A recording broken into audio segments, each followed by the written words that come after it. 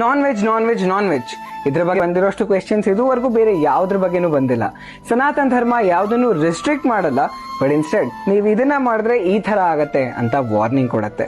ಎಲ್ಲಾ ವಿಷಯಗಳಲ್ಲೂ 3 ಗುಣಗಳಿರುತ್ತೆ: ಸತ್ವ, ರಜಸ್ಸು, ತಮಸ್ಸು. ತುಂಬಾ ಈಸಿಯಾಗಿ ಅರ್ಥ ಮಾಡ್ಕೋಬೇಕು ಅಂದ್ರೆ ಸತ್ವ ಅಂದ್ರೆ ಪ್ಯೂರ್ ನಾಲೆಡ್ಜ್ ಮತ್ತೆ ತುಂಬಾ ಒಳ್ಳೇದು ಅಂತ.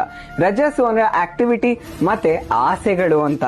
ತಮಸ್ಸು ಅಂದ್ರೆ ಕತ್ತಲೆ, ಡಿಸ್ಟ್ರಾಕ್ಷನ್ ಮತ್ತೆ ತುಂಬಾ ಕೆಟ್ಟದ್ದು. ನೀವು ಅಬ್ಸರ್ವ್ ಮಾಡಿದ್ರೆ ಸಾತ್ವಿಕ ಆಹಾರವನ್ನ ತಿನ್ನೋರು ಯಾವಾಗ್ಲೂ ಕೂಡ ನಾಲೆಡ್ಜ್ ಅನ್ನ ತುಂಬಾ ಬೇಗ ರಿಸೀವ್ ಮಾಡ್ಕೊಳ್ತಾರೆ, positive, happy and peaceful life ನ ಲೀಡ್ ಮಾಡ್ತಿರ್ತಾರೆ.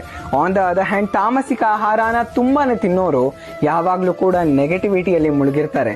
ಜೊತೆಗೆ ಅವರಿಗೆ ನಾಲೆಡ್ಜ್ ನ ರಿಸೀವ್ ಮಾಡ್ಕೊಳ್ಳೋದು ಕೂಡ ಕಷ್ಟ ಆಗಿರುತ್ತೆ. ಆಂಗರ್ ಇಶ್ಯೂಸ್ ತುಂಬಾನೇ ಇರುತ್ತೆ. ಪ್ಲಾಂಟ್ಸ್ ಅಲ್ಲಿ ನರ್ವಸ್ ಸಿಸ್ಟಮ್ ಇರಲ್ಲ, ಪೇನ್ ರಿಸೆಪ್ಟರ್ಸ್ ಇರಲ್ಲ, ಹಾಗಾಗಿ ಅವಕ್ಕೆ ಪೇನ್ ಫೀಲ್ ಆಗಲ್ಲ. ಆದ್ರೆ ಒಂದು ಪ್ರಾಣಿಯನ್ನ ನಮ್ಮ ಟೇಸ್ಟ್ಗೋಸ್ಕರ ನಾವು ಸಾಯಿಸಿದಾಗ ಅದಕ್ಕೆ ಸಿಕ್ಕಾಪಟ್ಟೆ ಪೇನ್ ಫೀಲ್ ಆಗುತ್ತೆ. ಅದನ್ನ ನೀವು ತಿಂದ್ರೆ ಅದರ ಭಾವನೆಗಳೆಲ್ಲ ನಿಮ್ಮ ಬಾಡಿಗೂ ಬರುತ್ತೆ, ಅದು ನಿಮಗೂ ಕೂಡ ಒಳ್ಳೇದಲ್ಲ. ಭಗವದ್ಗೀತೆ ಇಸ್ ಫಿಲ್ಡ್ ವಿತ್ ಸತ್ವಗುಣ. ನೀವು ಸತ್ವಗುಣವನ್ನ ತಗೋಬೇಕು ಅಂದ್ರೆ ತಮಸ್ಸನ್ನ ಕಡಿಮೆ ಮಾಡ್ಕೊಳ್ಳೋದು ತುಂಬಾ ಒಳ್ಳೇದು.